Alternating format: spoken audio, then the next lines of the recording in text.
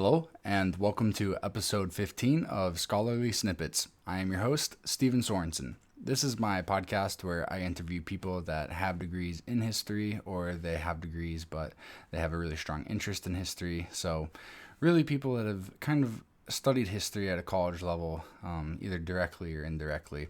So, today I'm joined by a guest with a bachelor's in history, a master's in museum studies, and he's about to start his PhD in history. Michael, how are you doing? I'm fine. Thank you for having me. You're welcome, and thank you for joining me. So, what originally got you interested in history? Well, so my interest in history goes back to when I was little. Like I always liked hearing stories of history. And like when I was in church, I remember my favorite part was reading from the Old Testament and just hearing all these old stories. But my why I wanted to study history comes from when I started my work at a community college. I was taking a couple history classes just to kind of scratch an itch I had. I was originally a sports management major, and well, one day I was walking into class after it was like a week before finals, and my professor pulled me to the side because he wanted to congratulate me that I didn't have to take the final because my grade was so high. And as a way of a compliment, he says something along the lines of, I've had a lot of African American students in my class, and a lot of times the male students don't really, African American males don't really do that well. So I was pleasantly surprised, that your grade was so high and that you don't have to take the final. So, I was kind of shocked. I didn't know what to say. And so I just was like, well, thank you. And I went into the class. And then a week later, I went and changed my major to history just to, you know, I guess as a way to prove him that we're good at history too. So, you originally went into college for sports management, I did. and I figure you had to take history as like a gen ed or something. Yeah, I took like History 101 and History 102 And, basically world history courses. and it was that professor that said that to you? Well, I took those two and then I kept going into like a kind of like a specialized history course just because I had a couple major credits that I could use for anything, and history was kind of a small passion. So I was like, I'll take this class. And it's one of those um that was one of those professors. Mm-hmm. So, yeah, you already kind of had an interest in history, even though you were pursuing sports management. And then after the professor said that to you, you're like, all right, well, it's about time to show like how much I can actually get into history and what I can do. And it looks like you've done quite a bit because you got your bachelor's. You museum studies is pretty closely related to history, Yep. and you're about to start your PhD. So you're going for the PhD is pretty high up there. How many years do you think you've spent in school so far? Oh wow. So I did my master studies pretty fast. That took me about 2.5 to 3 years and 4 years for undergrad. So, you know, I'm 7.5 years. That's a pretty good chunk of time to invest in a study. So over the last 7 years, what have been some of your favorite experiences going through college like that? I have to say, one of my favorite experiences is kind of finding my niche because when I went in, I just like I want to study everything, all of history.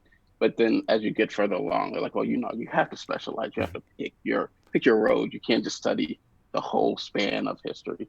So trying to find where I fit in and what I want to study. So where did you fit in?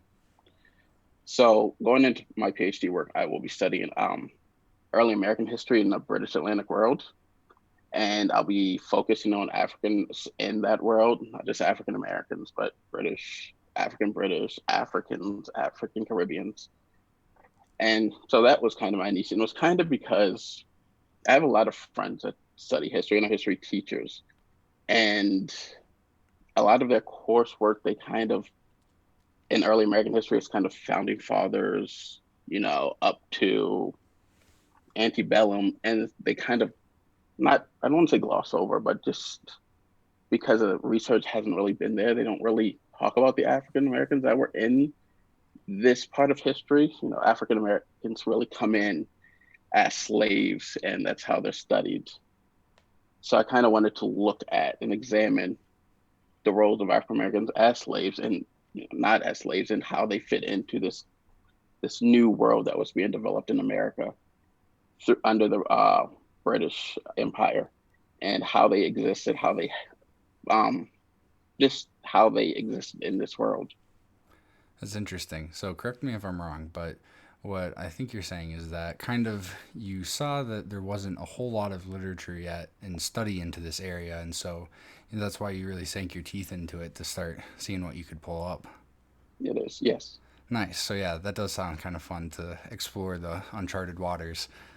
What were some of the challenges that you dealt with going into this, Well, I going went to through it? small. One of the biggest challenges is I got my undergrad from a small school, and then I got my master's from a HBCU. So when I'm going into the PhD field, it's very competitive. The program I'm going into, they took 6 people, Hmm. so I Out of have how to many kind of. applicants do you think? They wouldn't tell me, but Oh yeah. it's a so I'm going to George Washington, so it's a not a small school, and it's a pretty well known program. Mm-hmm. So I'm sure they got dozens of applicants. So from going from this small school, I have to kind of present myself to these scholars as somebody that can keep up with the course material and somebody that's deserving of the spot, because there's people from all over the world applying to this school. So that was the biggest challenge, trying to market myself Yeah. to this program. Yeah, that's important to how you present yourself and how you kind of go about even getting into the PhD program to begin with. So, what were some of the things that you dealt with trying to figure out what school to go to? What were some factors that influenced how you picked your schools? My biggest factor was when I was getting my master's, I did an internship at the National Museum of African Art in Smithsonian. So my last day, I met with the assistant director, and we were talking about what I wanted to do, where I wanted to go, and I told her I wanted to be a curator. And she was like, "Oh, well, to be a curator, you have to do all these steps, and the first step you need to do is get a PhD." So we sat down and we started talking about schools and what programs to look into, and she's the one that said I should look at George Washington because it's a very good school. They work for a lot of students from George Washington. They and the Smithsonian and George Washington just has a relationship. So if I went in there, it I would have a step up. So that's why I looked into George Washington, and I applied to a couple other schools too. But that was my primary school that I wanted to get into. So, kind of based off of the academic advisor, they kind of hinted at it and you checked it Yeah, out and it looked legit. So, yeah, that's something to keep in mind, the relation between museums and schools if you're going into museum curation. Um, what were some of the stuff that helped you pick out your first school for your bachelor's? Well, I originally went to another school, and I didn't fit in well with that school. So I transferred home. I went and got my, I went to a community college for a while I was deciding what I wanted to do. And University of Baltimore, where I got my bachelor's, it was really close one because I was working full time. So I needed something that was in the air, I couldn't go across country. Mm-hmm. And it's a smaller school. They deal a lot with transfer students and students at work. So they have a lot of night classes, and they were ready to help with that challenge I had of working and going to school because they were used to it. A lot of their students did that. So yeah, some of the factors that influenced your choice for that school was it was nearby and they were very accommodating to a student slash worker schedule. So that's cool. Yeah. Um, yeah, you told me that you were aiming to be a museum curator. What are some of the steps that you have to take to get to that position? Because getting a PhD that takes quite a bit of time. What other It type of does. things are there that you have to do? Well, having the background in museum studies helps out a lot, but also you have to kind of get in and get internships and fellowships and work with curators and build relationships because museums are kind of a closed world. Everybody knows each other and they kind of promote each other from within and pick from different museums. And the hardest part about working in a museum is just getting that first job and that first opportunity. So in order to get it, you have to build these relationships with directors and curators and registrars and just be able to get your foot in the door. Because once you're in, you know, that's the hard part. So one of the major important things is building those relationships with the workers that are already in the Yep. museum field. Yeah. Is there anything else that you have to do, or Um, well, other like than the requirements? fellowships and internships, a lot of them like you to volunteer. So to get in there, volunteer work, working for free to learn the role, learn their systems, because most museums use the same um, system called the museum system, TMS. And they want you to be familiar with that system. They want you to learn how to handle museum objects, how to write reports, how to write grants. And the best way to do that is hands on experience. But a lot of museums, as I'm sure you know, are either like run through the government, like the Smithsonian, or they're private and they're really small and they're not for profit. So they don't raise a lot of money. So they don't have a lot of money to pay people outside of their general staff. So there's not a lot of revolving doors in museums. So in order to gain this experience, you almost have to do volunteer work. I see. So yeah, volunteer work is really important too, because there's not really a whole lot of money in museums, and so helping out for free is going to be kind of a Yep. requirement to get in there. So that makes sense.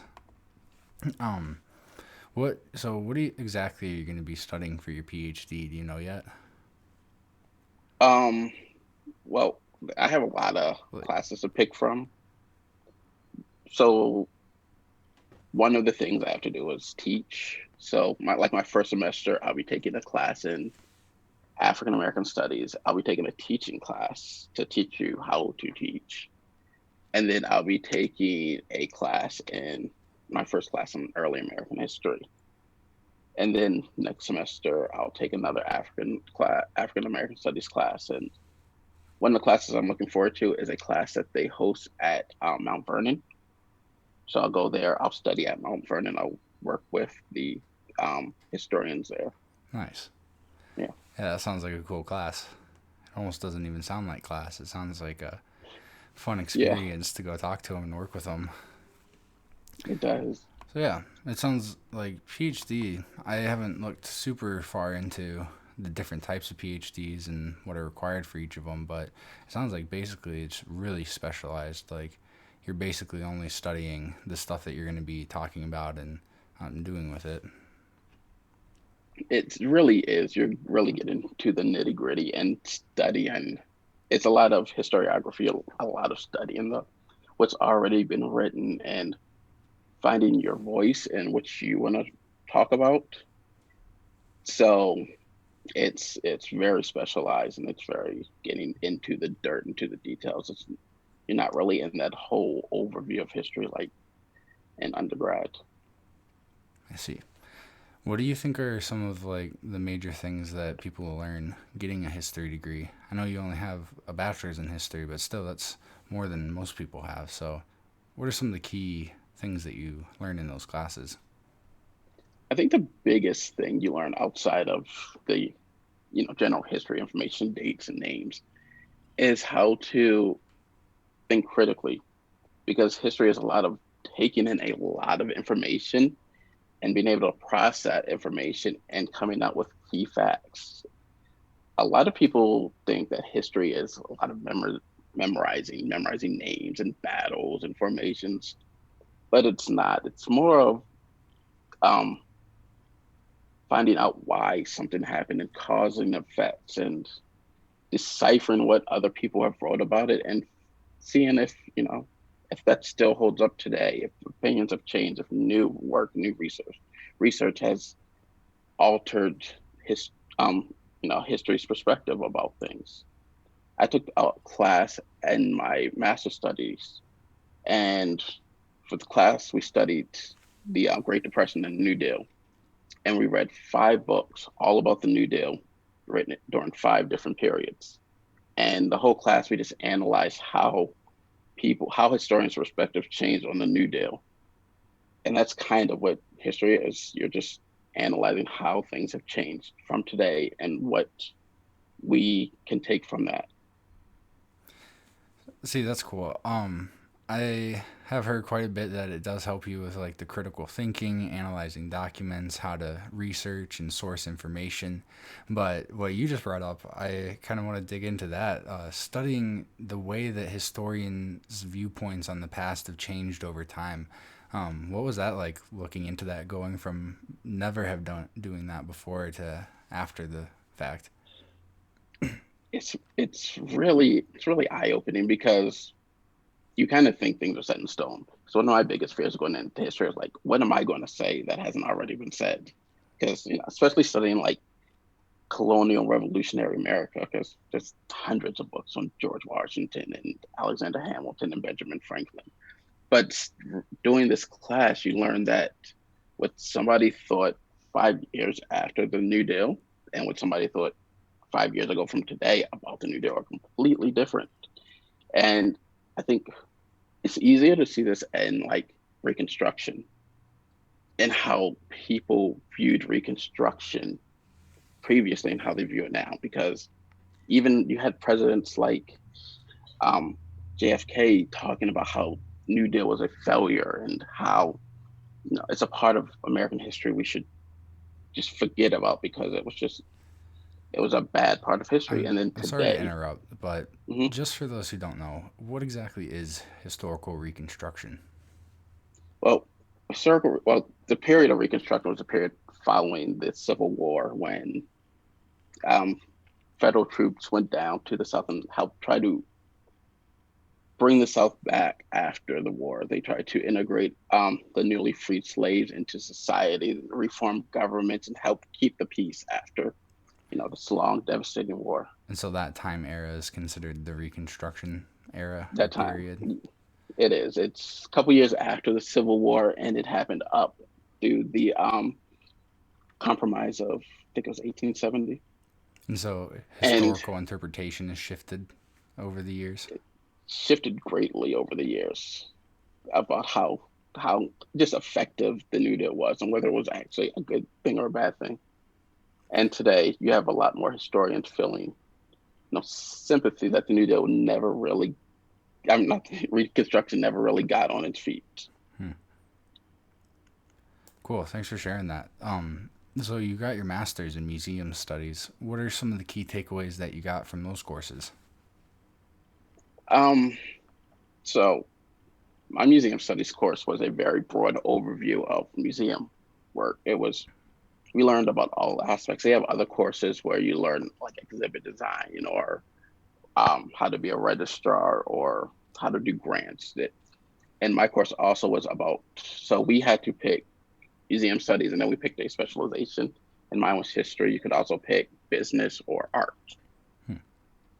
So in those classes, um, we learned a lot of things that I just never thought about, like the nuts and bolts of how museums are run and how, honestly, how little museums have in way of um, cash and how they have to kind of make the best of these situations. And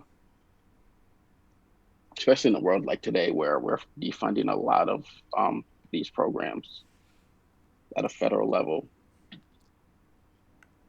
Right.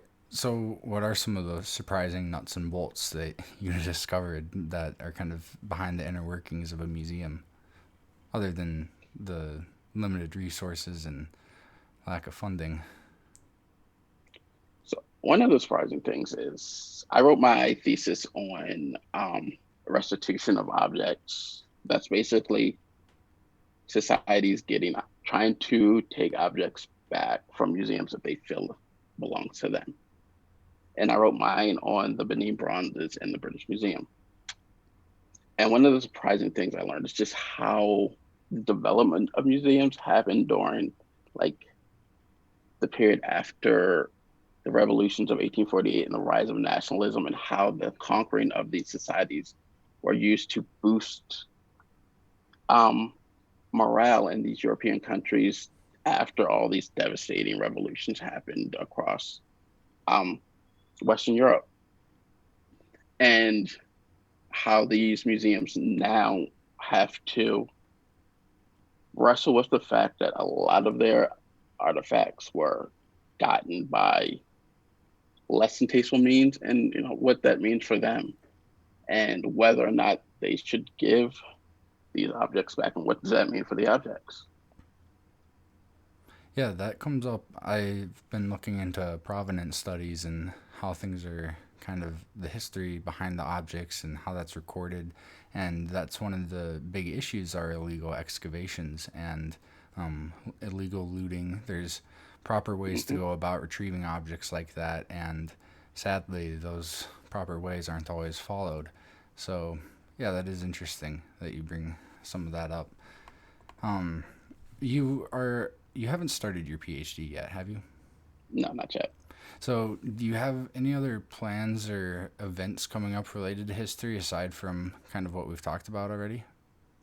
One thing I do have coming up in the fall is the chairperson of my undergrad program has invited me and a couple other alumni back that graduated from this department to talk to the incoming freshmen about our education, where history has taken us in life, and where we plan to go with our history degrees.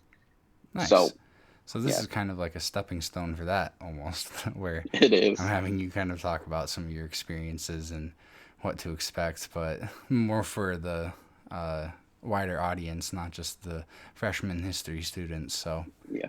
yeah, that sounds like fun. Um, so here, I guess I've done this with everybody on my channel so far. I give them a chance to leave a message for people who are just starting to get interested. So it could even be those freshmen that you're about to talk to, people that are just sort of taking an interest in a career or a hobby in history. What is your message to those people? I think my message would be that you don't get into history, you know, with the idea of making money, gaining wealth. It's for what you can leave to society. It's how you can impact the next generation coming up, and how your voice can be used to transform how society sees its past, sees its present, and sees its future. History is more than just looking at old dead people. It's kind of looking at how we got here and where we're going to go, and how we use this information to make ourselves and our society better. Cool. Thanks for sharing that. So, just to recap on that, don't go into history expecting to make millions. You got to have a passion for it. And then, You do. even then, you got to really narrow down on what exactly you want to study and communicate and how that's going to help other people analyze things and communicate to others as well. So, yeah, thanks for sharing that. No That problem. that's the end of the episode. Um, so thanks for joining me today. I had a pleasure talking to you and learning a bit more about history degrees and museum studies. It's interesting some of the stuff that you shared. So thanks for that. Thanks for all that. Thanks for having me. It was a pleasure. Great. So for anybody watching this, the rest of the episodes are in the playlist on the Ctruth YouTube channel. There's also exclusive Ctruth content and benefits at the Ctruth Patreon channel. Both a link to the description for that will be in for the link to that will be in the description to the video. So with that, this concludes episode 15. Thanks for watching.